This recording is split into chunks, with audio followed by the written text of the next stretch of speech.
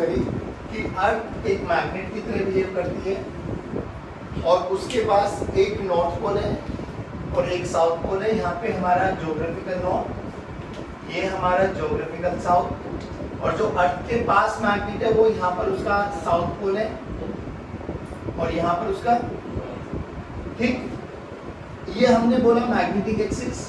बेटा please pay attention, this is magnetic axis और इस मैग्नेटिक एक्सिस के परपेंडिकुलर अपन लोगों ने एक मैग्नेटिक इक्वेटर बोला था, जिसको हम लोगों ने बोला था कि अपने इंडिया में से वो त्रिवेंद्रम में से पास होते हुए जा रहा है। ये मैग्नेटिक इक्वेटर है, दिस इज मैग्नेटिक इक्वेटर। और ये कौन है बच्चों? This is magnetic axis. अब जब हमने बात करी कि जब ये नॉर्थ पोल और साउथ पोल आ गए तो इसके पास मैग्नेटिक फील्ड लाइंस होंगी, तो मैग्नेटिक फील्ड लाइंस बनाओ नॉर्थ से बाहर निकलते हुए और ऐसे एंटर करते हुए, सही है ना।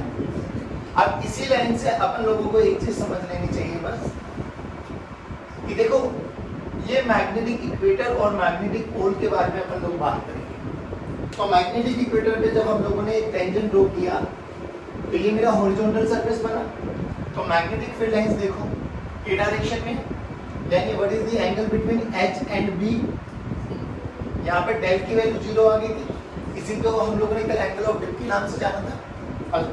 यहाँ पे बोलो अगर ये हॉरिजॉन्टल सरफेस है बच्चों तो मैग्नेटिक फील्ड लाइंस ये रही, बोलो यहाँ पर एंगल कितना है 90 डिग्री। अब एक चीज और समझो कि अगर मैं किसी भी फ्रीली सस्पेंडेड मैग्नेट को हैंग कर देता हूँ तो उसका नॉर्थ हमेशा ज्योग्राफिकल नॉर्थ की तरफ इंडिकेट करेगा, क्योंकि अल्टीमेटली मैग्नेट क्या करेगी, वो पहले मैग्नेटिक मेरिडियन में आती है और फिर वहां से किसी ना किसी एक पर्टिकुलर एंगल पे डिप कर जाती है। उसी को हम लोगों ने एंगल ऑफ डिप का नाम दिया था। अब यहाँ पे क्या रखना है आपको कि जो हॉरिजॉन्टल कंपोनेंट है ना वो हमेशा नॉर्थ पोल की तरफ इंडिकेट कर रहे हैं, हॉरिजॉन्टल कंपोनेंट। अब हम डे टू डे लाइफ में जितने भी एक्सपेरिमेंट करेंगे वो सारे के सारे कहाँ पे करते हैं, हॉरिजॉन्टल सरफेस में। और हॉरिजॉन्टल की डायरेक्शन किधर है, साउथ से नॉर्थ की डायरेक्शन। यानी अगर मैं हॉरिजॉन्टल कंपोनेंट के हॉरिजॉन्टल मैग्नेटिक फील्ड की डायरेक्शन बात करूं तो वो किधर है, टुवर्ड्स ज्योग्राफिकल नॉर्थ, टुवर्ड्स। अब यहाँ पर है ना हम बात करेंगे आज न्यूट्रल पॉइंट्स के बारे में। याद करो कल मैंने बोला था कि रियलिटी में अर्थ के पास एक मैग्नेट है या अर्थ की एक मैग्नेटिक फील्ड है।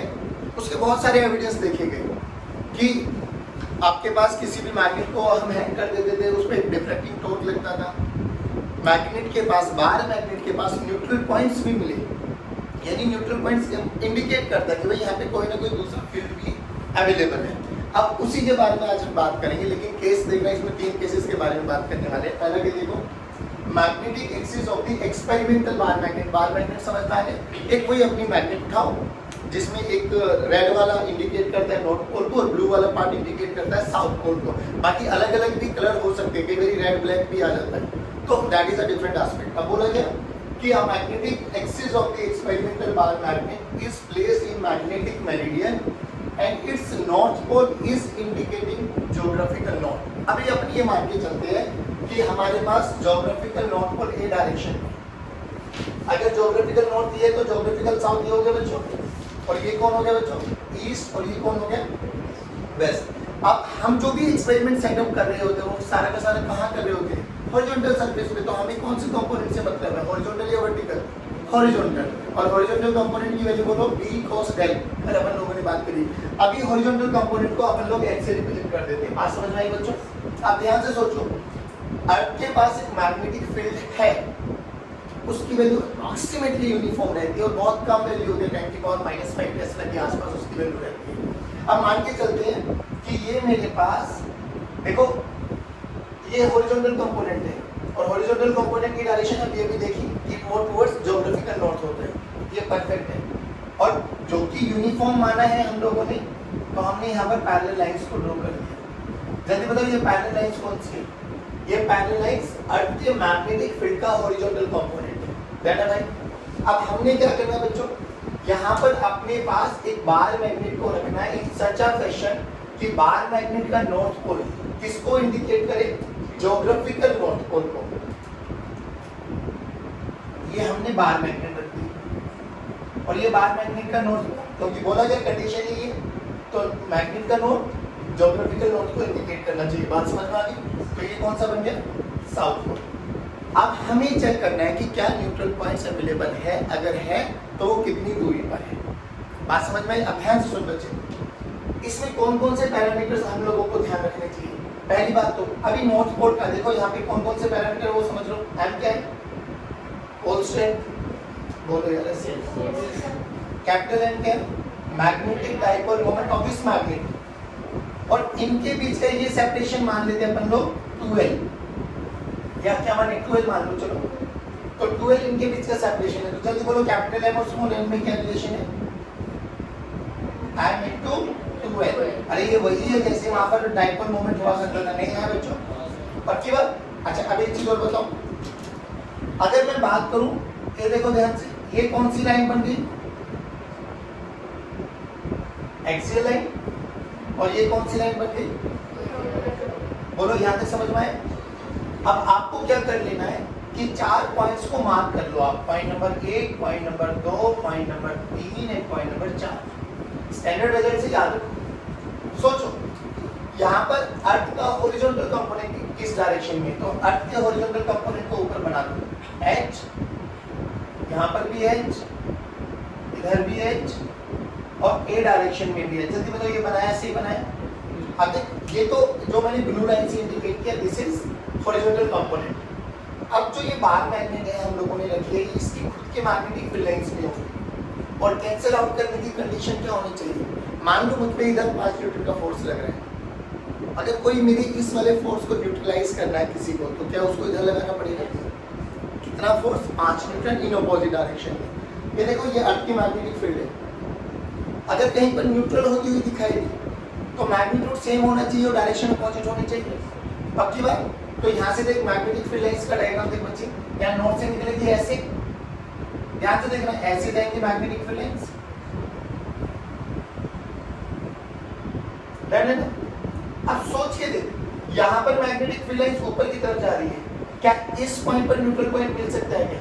नहीं, क्योंकि ये H और ये मैग्नेट के मैग्नेटिक फील्ड मैंने B से बोल दिया, ये H और B दोनों के दोनों एक ही डायरेक्शन में, ये तो सपोर्ट कर रही है इसको, नहीं है? इधर देख ये मैग्नेटिक फील्ड ऐसे आ रही है, क्या इस पॉइंट पर न्यूट्रल पॉइंट मिल सकते हैं क्या?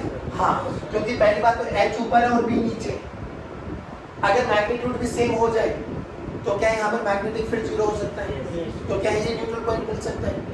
इधर देखो ये नीचे से आया ऊपर की तरफ, ये भी ऊपर ये भी ऊपर, सपोर्ट करेगी अपोज।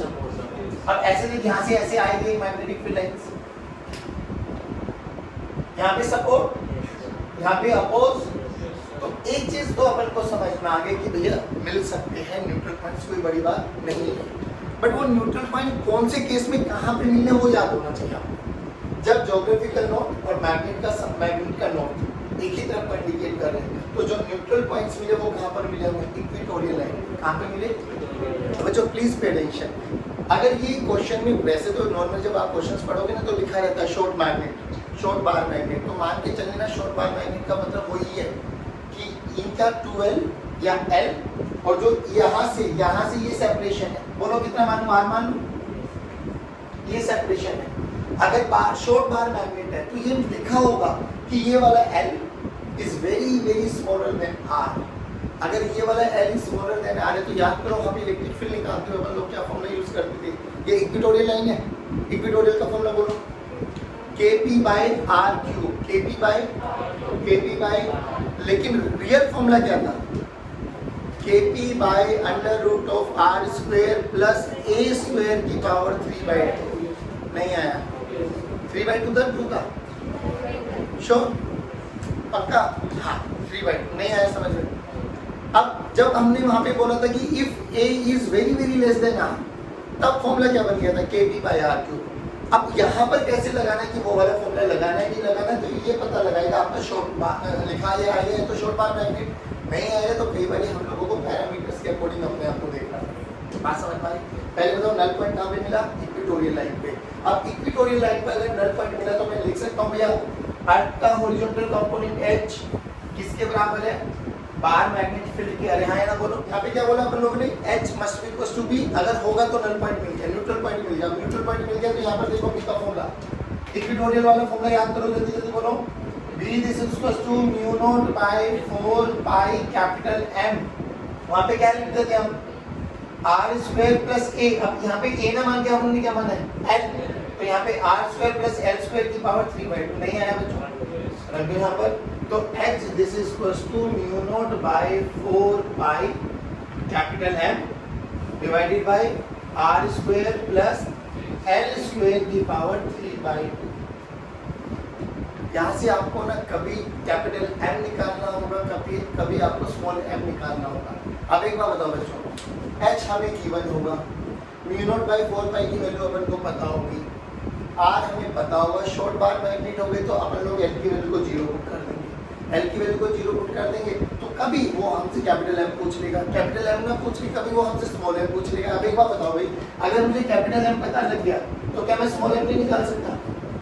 अरे बोलो भाई, कैपिटल M और स्मॉल m में ये रिलेशन है, नहीं तो हम 2l से डिवाइड कर देंगे, क्या वही छोटा m आ जाएगा? यहाँ से कैपिटल M का फॉर्मूला बोलो, जल्दी जल्दी बोलो, कैपिटल M का फॉर्मूला बोलो। Capital M this is equals to h into 4 pi divided by mu not, ऊपर आ गया r square plus l square की पावर 3/2 नहीं आया बच्चों, ये तो कैपिटल M आया है। मुझे स्मॉल m निकालना है, तो क्या मैं 2l से डिवाइड कर दूं?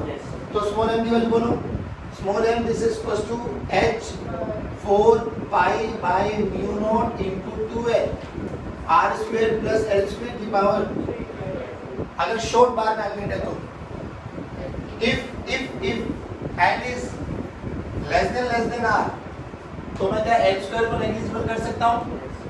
कर दो भाई l स्क्वायर को नेग्लिजिबल, तो ये 0 हो जाएगा, तो फॉर्मूला वही बन जाएगा 2kp/r³।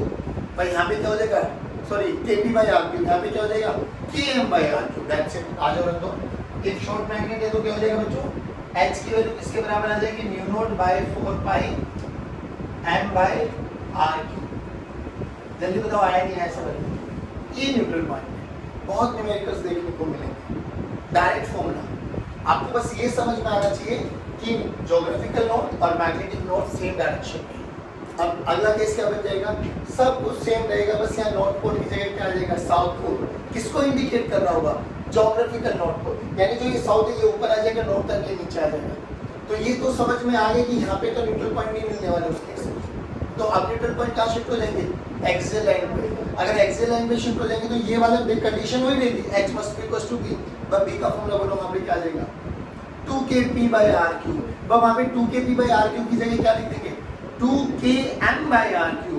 और अगर हमारे पास r is very very less than, r is very very greater than a ना हो तो 2kp/r² माइनस a स्क्वायर की पावर 2 नहीं आया, पक्का श्योर। करेंगे सेकंड केस, सेकंड केस देखते हैं। अब ज्योग्राफिकल नोट की तरफ कौन है, मैग्नेट का साउथ। चलो देखो, हॉरिजॉन्टल कंपोनेंट तो अभी भी हमारा नॉर्थ पोल को इंडिकेट कर रहा है। ये हमारे पास कौन है बच्चों, H, horizontal component of earth magnet. South, एक बार मैग्नेट को रखो, लेकिन बार मैग्नेट का साउथ पोल किधर होना चाहिए, ज्योग्राफिकल नॉर्थ की तरफ। ये हमारी बार मैग्नेट, ये हमारा नॉर्थ पोल, इनके बीच का जो दूरी है वो 2l मान लिया अपन लोगों ने। अभी भी वही पैरामीटर्स मानो, कैपिटल M, हमारे पास मैग्नेटिक डाइपोल मोमेंट है और that is equal to small m into 2l। अरे बोलो भाई, अच्छा अब इसमें याद करो एक्सियल का केस बताओ, एक्सियल बोलो 2 into mu not by 4 pi capital M into r square minus a square. a स्क्वायर की जगह यहाँ पे क्या लिखेंगे हम, l स्क्वायर। आपको a रखना तो a रख लो, थोड़ा फॉर्मूला सिमिलर हो जाएगा, स्क्वायर। डन है बच्चों। If short bar magnet, if short bar magnet तो बोलो क्या हो जाएगा, जल्दी बोलो, r is greater than l, therefore b axial का फॉर्मूला जल्दी बोलो, 2 mu not by 4 pi capital M/r³। Done. अब देखो यहाँ पे क्या हुआ बच्चों, तो यहाँ पे r आ जाएगा। डन। चलो अब इधर देखो, अब वही 4 पॉइंट्स ढूंढते अपन लोग। तो एक तो ये इक्वेटोरियल लाइन, एक ये हमारे पास एक्सियल लाइन, ये इस पॉइंट पर अपन को h को इंडिकेट कर लो पहले, यहाँ पर भी h को इंडिकेट कर लो, और h हमेशा ज्योग्राफिकल नॉर्थ पोल की तरफ इंडिकेट करेगा। अब मैग्नेटिक फील्ड लाइंस बनाओ। अब ध्यान से देखो, नॉर्थ से निकलते हुए ऐसे जाएगी, एक ही बना दूं, कॉमन सेंस लग जाएगा उसी से। तब यहाँ से मैग्नेटिक फील्ड लाइंस, ये ब्लैक वाली हमारे पास मैग्नेट के मैग्नेटिक फील्ड लाइंस है बच्चों। ध्यान से देखो, ये नीचे की तरफ गई, तो ये अर्थ का हॉरिजॉन्टल कंपोनेंट ऊपर है, मैग्नेट के मैग्नेटिक फील्ड लाइंस नीचे है। क्या न्यूट्रल पॉइंट सही मिल जाएगा? तो क्या यहाँ पे भी मिल जाएगा? यहाँ पे मिलेगा क्या? नहीं, सपोर्ट करेगा, यहाँ पे भी सपोर्ट करेगा। तो ये तो समझ में आ गया कि न्यूट्रल पॉइंट कहाँ पे मिलने वाला है? एक्सियल लाइन पर। अब एक्सियल लाइन पर न्यूट्रल पॉइंट की कंडीशन क्या है कि ऊपर लगने वाला horizontal component must be equal to नीचे लगने वाला बी। यानी कंडीशन अभी भी वही है, क्या है बच्चों? h must be equal to b। b की वैल्यू बोलो, b की वैल्यू बोलो 2 into mu naught by 4 pi capital M into R by R square minus L square का 2। कुछ भी पूछ ले भाई, ये फॉर्म स्टैंडर्ड याद रखें। कैपिटल M पूछ ले तो अच्छी बात है, capital M in terms of small m पूछ ले तो भी अच्छी बात है। कैपिटल M को क्या लिख देंगे? Small m into 2a। वैसे कैपिटल M की वैल्यू निकालो बच्चों एक बारी। कैपिटल M बोलो h 4 pi r square minus l square का whole square divided by 2 mu naught r into, done है ना? ये नीचे आ गया, ये उधर चला गया, डन है? परफेक्ट। चलो अब ये m आ गए, अब हमें स्मॉल m कैलकुलेट करना है तो डिवाइडेड बाय 12 कर दो। चलो जल्दी निकालो। 4 pi into h, 4 pi into h r square minus l square की power 2 divided by 4 mu naught r into l। Done है बच्चों? अब फिर वही कंडीशन कि अगर ये इनके बीच का जो l है ये बहुत छोटा हो इसके कंपैरेटिवली, अब यहाँ पे r वेक्टर ये हो गया बच्चों, r वेक्टर ये हो गया कि वही अगर ये l इनके बीच का कंपैरिजन जो ये l है ये बहुत छोटा है, if l is very very smaller than r, तो अपन l स्क्वायर को क्या कर देंगे बच्चों? 0। तो डायरेक्ट फॉर्मूला बोलो, जल्दी जल्दी बोलो। h किसके बराबर हो जाएगा? mu naught by 4 pi 2 into m by r। Done है? ये सब चीज। तो आपके लिए ये दो केसेस चलते हैं कि जब हम लोग अपनी बार मैग्नेट को हॉरिजॉन्टल सरफेस पर ढूंढना होता है कि न्यूट्रल पॉइंट कहाँ पर। अब देखो, मान लीजिए हॉरिजॉन्टल सरफेस से ये मेरी बार मैग्नेट है, that is north pole, this is south pole. तो मुझे समझ में आ गया या तो इसकी इक्वेटोरियल लाइन पे मिलने वाले न्यूट्रल पॉइंट या इसकी एक्सियल लाइन पे। बट बात क्या है सर, ये तो हॉरिजॉन्टल है। अगर मैं इस बार मैग्नेट को ऐसे खड़ा कर दूं तो भाई ऐसे भी तो कर सकते हैं ना। मान लो ये मेरे पास एक हॉरिजॉन्टल टेबल है, ठीक है? अभी तो अपन ऐसे पढ़ रहे थे सर, ऐसे रखिए या ऐसे रखिए, तो हम लोगों को समझ में आ गया कि न्यूट्रल पॉइंट या तो एक्सियल पे मिलने वाले या इक्वेटोरियल पे। बट सर मैं ऐसे भी तो कर सकता हूँ। हाँ, अभी ऐसे करते तो ये वर्टिकल मैग्नेट बन गई। अब वर्टिकल मैग्नेट के केस में याद रखना एक ही जगह न्यूट्रल पॉइंट मिलता है। पहले इनको रिपीट करो। अगर मैग्नेट का नॉर्थ ज्योग्राफिकल नॉर्थ को इंडिकेट करता है तो हमारे पास न्यूट्रल पॉइंट्स कहाँ पे मिलते थे? इक्वेटोरियल। कंडीशन क्या होती थी कि horizontal component h must be equal to magnetic field on the equatorial line. Magnetic field का फॉर्मूला बोलो इक्वेटोरियल लाइन पे, हाँ kp by r³ वो होता था वहाँ पर, यहाँ पर क्या हो जाएगा? km by r³। और अगर हम जनरल फॉर्मूला लिखे तो जल्दी बोलो, km by r square plus l square की पावर 3/2। आज समझ में आ गया? k की वैल्यू यहाँ पर mu naught by 4 pi हो जाएगी। अच्छा, अगर ज्योग्राफिकल नॉर्थ की तरफ मैग्नेटिक का बार मैग्नेट का साउथ पोल इंडिकेट करे तो कहाँ पर मिलेंगे हम लोगों को न्यूट्रल पॉइंट? एक्सियल लाइन पर। एक्सियल लाइन की कंडीशन अभी भी वही है, h must be equal to b। b का फॉर्मूला बोलो एक्सियल का 2kp by r³। भाई यहाँ पर क्या हो जाएगा? 2km by r³। और जनरल फॉर्मूला क्या हो जाएगा? 2km r by r square minus al square का पावर 2। डन है बच्चों? अब फिर हम लोगों ने बात करी, चलो ये तो हॉरिजॉन्टल लेवल पे आ गए, लेकिन अगर मैं किसी भी बार मैग्नेट को हॉरिजॉन्टल लेवल पे ऐसे वर्टिकली कर दूं तो अब यहाँ पर कंडीशन ये चेक करना है आपको कि क्या उस मैग्नेट का साउथ पोल टेबल को टच कर रहा है या नॉर्थ। और क्वेश्चन में आपको पता होगा, क्वेश्चंस पढ़ेंगे तो आपको गिवन होगा, अगर वर्टिकल का आ जाता है तो वो बताएगा कि इस बार मैग्नेट का कौन सा पोल टेबल को यानी हॉरिजॉन्टल सरफेस को टच किए हुए। अगर साउथ पोल टच किए हुए तो जो आपके पास न्यूट्रल पॉइंट आएगा वो ज्योग्राफिकल नॉर्थ की तरफ आएगा।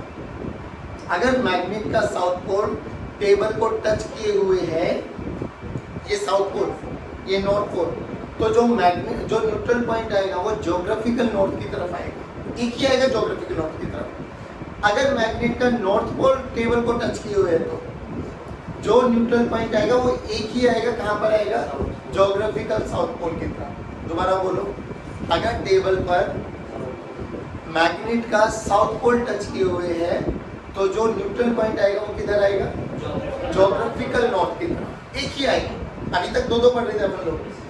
अगर नॉर्थ पोल टच किए हुए तो बस हमें ये वाला फॉर्मूला आना चाहिए। एक फॉर्मूला और याद करना है, वहाँ पे बताओ electric field due two point source के कारण, पॉइंट चार्ज के कारण क्या फॉर्मूला होता था, KQ by R square, KQ by, यहाँ पे मैग्नेटिक फोल्ड बताओ, अगर अकेला मैग्नेटिक पोल स्ट्रेंथ अवेलेबल होता तो फॉर्मूला क्या बन जाता मैग्नेटिक फील्ड का, K छोटा m by R square, K छोटा m बाय, बस अब इसी चीज को इंडिकेट करना है। अब एक चीज और बताओ, जो ये नॉर्थ साउथ ईस्ट वेस्ट है, ये वर्टिकल प्लेन में है या हॉरिजॉन्टल प्लेन, हॉरिजॉन्टल प्लेन। आप लोगों के पीछे मैप्स भी लगे हुए हैं, देख ध्यान से, ये मैप तो ऊपर है, ऊपर जम्मू कश्मीर नहीं है, नहीं ऐसे नहीं है, वो या तो ऐसे है या ऐसे है, हाय ना बोलो। तो basically north pole south pole east और वेस्ट किधर है, ये ज्योग्राफिकल प्लेन में, लेकिन हम जो पढ़ रहे होते वो वर्टिकल प्लेन है, तो हमारी मजबूरी है नॉर्थ को ऊपर इंडिकेट करना। अरे हाय ना बोलो, नहीं आया, चलिए अब इसका तीसरा और आखिरी केस दें। मान लो ये मेरे पास एक हॉरिजॉन्टल टेबल है, एक, और यहाँ पर मेरी एक बार मैग्नेट है,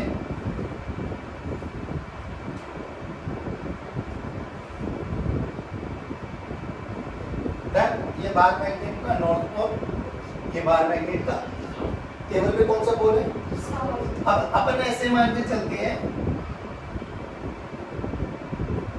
कि geographical north pole is that direction, this is north pole and this is, ये NG लिख दो और ये SG लिख दो, दैट। तो बताओ टेबल पे हमारा मैग्नेट का साउथ पोल है, तो जो न्यूट्रल पॉइंट आएगा वो किधर आएगा, नॉर्थ पोल, किधर आएगा। एक चीज और बताओ बच्चों, अगर ये साउथ नॉर्थ पोल इस डायरेक्शन में, तो मेरे पास हॉरिजॉन्टल कंपोनेंट इसी डायरेक्शन में है बच्चों, अरे हाय ना बोलो, अरे हाय ना बोलो बच्चों। चलिए, तो ये तो कंफर्म है कि यहाँ पर कहीं पर मैग्नेट का हमारा न्यूट्रल पॉइंट मिलने वाला। अच्छा अब क्या करें सर, अब ध्यान से देखो, मान लो इनके बीच की दूरी 12 मान लेते हैं बच्चों, और जहां न्यूट्रल पॉइंट मिला वो मान लेते हैं अपन लोग, ये दूरी D मान लेते हैं।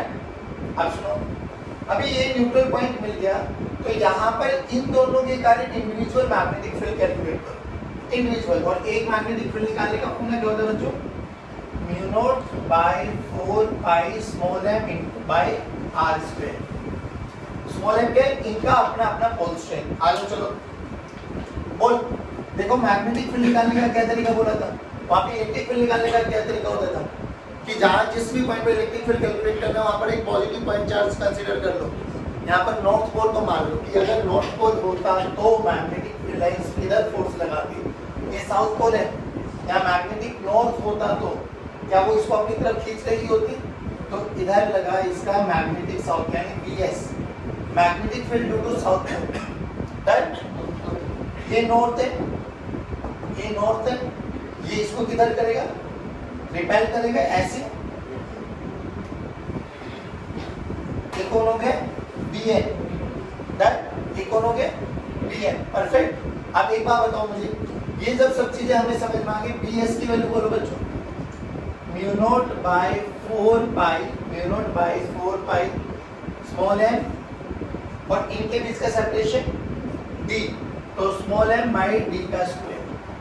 BN बोलो जल्दी, mu not by 4 pi small m। अब ये दूरी को मैं R मान लूं के लिए, बाद में R की टर्म्स में लिख सकता हूँ, R को बोलो क्या लिख सकता हूँ, R को मैं क्या लिख सकता हूँ, अंडर रूट ऑफ 2L का होल स्क्वायर प्लस D का स्क्वायर। नहीं है बच्चों, बाद में अपन लिख सकते हैं, चलो अभी लिख ही दो साथ के साथ। BN की वैल्यू बोलो, म्यू नॉट m बाय 4 पाई, R का स्क्वायर करेंगे तो कैंसिल आउट हो जाएगा, ये D का स्क्वायर प्लस 4L का स्क्वायर। डन है बच्चों। अब ध्यान से देखो, और ये हमारे पास इधर बना H। अब अगर इस H को इन दोनों का रिजल्टेंट खत्म करने वाला चाहिए, क्योंकि इन दोनों का नेट इफेक्ट ही इसको खत्म करेगा। अब ध्यान से देख, ये तो इधर BS तो इधर लग ही रहा है, तो क्यों ना अपन लोग इस BN को, मान लिया एंगल थीटा मान लिया मैंने, ये थीटा मान लिया, तो ये भी तो थीटा हो गया ना बच्चों। अगर ये थीटा हो गया तो BN का ये कंपोनेंट इधर वाला, ये BN cos थीटा, अरे बोलो भाई, और इधर कौन सा हो जाएगा, BN sin थीटा। नहीं आया बच्चों, ध्यान से देख, मैं ये बोल सकता हूँ ना, H plus BN cos theta must be equals to BS। नहीं आया, H plus BN cos theta must be equals to, तभी तो जाके न्यूट्रल पॉइंट मिलने वाला है। तो लिखो न्यूट्रलिटी के लिए क्या होना चाहिए, H plus BN cos theta must be equal to BS। Done. अब ध्यान से सुन, तो H must be equals to BS minus BN cos theta. चलो एक चीज बताओ, BS के वैल्यू उठा के रखो जल्दी एक बार, mu naught m by 4 pi d का स्क्वायर माइनस BN की वैल्यू रखो बाबा, BN mu naught m by 4 pi d का स्क्वायर प्लस 4l का स्क्वायर। अच्छा, cos थीटा निकालना, अब ए ट्रायंगल देख, ए ट्रायंगल में से cos थीटा की वैल्यू निकालो। cos थीटा होता है बेस बाय हाइपोटेन्यूज, बेस बन गया ये मेरे पास d, हाइपोटेन्यूज बन गया r, तो d बाय r की वैल्यू को ये रख दो बदले, तो इनटू d बाय r। नहीं आया बच्चों, क्या ये h के बराबर बन गया? ठीक। अब सोच, इसी में दूसरा केस क्या बनता, अगर मैं बस मैग्नेट को रिवर्स कर दूं, ये साउथ पोल ऊपर चला जाए, नॉर्थ पोल इधर आ जाए, तो क्या जो न्यूट्रल पॉइंट आ जाएगा वो इधर शिफ्ट हो जाएगा? करके दिखा दूं इसी में। ठीक। अब सोच, अगर न्यूट्रल पॉइंट यहाँ पर आ गया, डन है ना भाई, ज्योग्राफिकल साउथ की तरफ आएगा, तो ए पॉइंट मान लिया अभी भी मैंने डी, ठीक, ए पॉइंट मान लिया अभी भी मैंने स्मॉल आर, डन है बच्चों। नॉर्थ पोल आ गया ना, अभी नॉर्थ पोल नीचे आ गया और साउथ पोल ऊपर चला गया। अगर नॉर्थ नीचे आ गया, साउथ ऊपर आ गया, तो अब एरो चेंज हो जाएंगे हमारे पास, तो अब जो न्यूट्रल पॉइंट आएगा वो टुवर्ड ज्योग्राफिकल साउथ हो जाएगा। तो अब ये आ गया हमारे पास। अब देखो यहाँ पे नॉर्थ, यहाँ पे नॉर्थ, तो नॉर्थ नॉर्थ विल रिपेल, तो ये बना P ड्यू टू N, ये साउथ, ये नॉर्थ, तो ये ऊपर की तरफ अटैक करेगा, तो ये बना P ड्यू टू, पहले इतना बताओ, समझ में आया? अब अगर इस पॉइंट पर न्यूट्रल है, यानी मैग्नेटिक फील्ड नहीं है, तो H तो अभी भी इधर ही रहने वाला है, तो इधर कौन आ जाएगा बाबा, H। अब फिर वही काम करो, क्यों ना इस BS के दो कंपोनेंट दिए जाएं, ये थीटा एंगल मान लो, तो BS का ये कंपोनेंट कितना हो जाएगा बच्चों, BS cos थीटा, और ये कंपोनेंट कितना हो जाएगा बच्चों, BS sin थीटा। अगर न्यूट्रल लेवल है तो मैं ये लिख सकता हूँ कि BS प्लस, नहीं sorry, BS cos theta plus H, यानी BS cos theta plus H is equal to BN। अरे हाँ है ना, बोलो बच्चों। अब बस क्या चेंज आ जाएगा, जो उस केस में BS बन रहा था वो क्या बन जाएगा, BN, और जो उस केस में BN बन रहा था वो क्या बन जाएगा, BS। नहीं आया समझ, पक्की बात। तो this is all about your terrestrial magnetism, जो हमारे पास छोटा सा चैप्टर है, एक मैग्नेटिक इवेंट के बाद कंपेयर उसके कंटिन्यूएशन कि अर्थ एक मैग्नेट की तरह बिहेव करती है। सबसे ज़्यादा इंपॉर्टेंट आप लोगों के लिए वो 3 एलिमेंट्स, जिससे न्यूमेरिकल भी आते हैं, तो कभी कभार 1-2 नंबर में पूछा भी जाता है, बट इस बारी का पेपर जो MCQs बेस्ड है, तो यहाँ से और इसी में से वो इलेक्ट्रोस्टैटिक्स के 8 से 9 डेरिवेशन जो अपन लोगों ने पहले लेक्चर में पढ़े थे, वहाँ से भी कोई ना कोई कोरिलेशन आ सकता है। ठीक है बच्चों, चलिए, तो this is all about today's session. Thank you very much, have a good day, God bless you, जय हिंद।